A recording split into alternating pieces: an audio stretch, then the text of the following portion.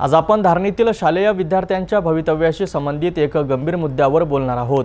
राजवीर संघटनाने उर्दू प्राथमिक शाळेच्या दयनीय अवस्थेवरून प्रशासनाविरोधात आवाज उठवला आहे आणि जर लवकर सुधारणा न झाल्यास तीव्र आंदोलनाचा इशारा देण्यात आला आहे।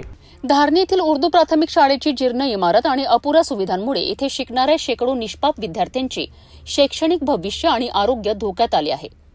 राजवीर जनहित संघटनाने शाळेच्या या दयनीय स्थितीबाबत धारणी गट विकास अधिकाऱ्यांकडे निवेदन सादर केले आहे।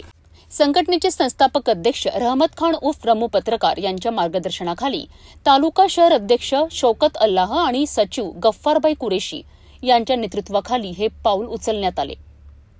निवेदनात नमूद केले आहे की शाळेची इमारत अनेक दिवसांपासून दुरुस्ती अभावी जीर्ण झाली आहे।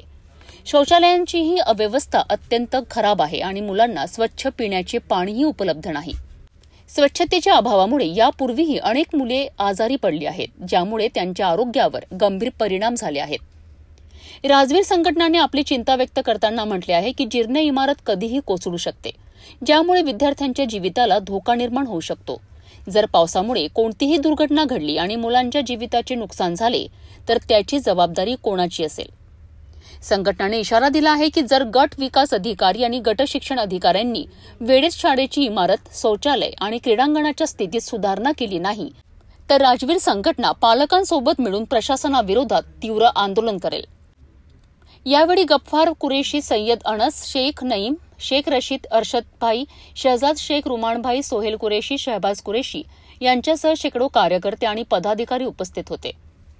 राजवीर संघटनाने प्रशासनाकडे तातडीने कारवाई करण्याची मागणी केली आहे, जेणेकरून या मुलांना सुरक्षित आणि स्वच्छ शैक्षणिक वातावरण मिळू शकेल।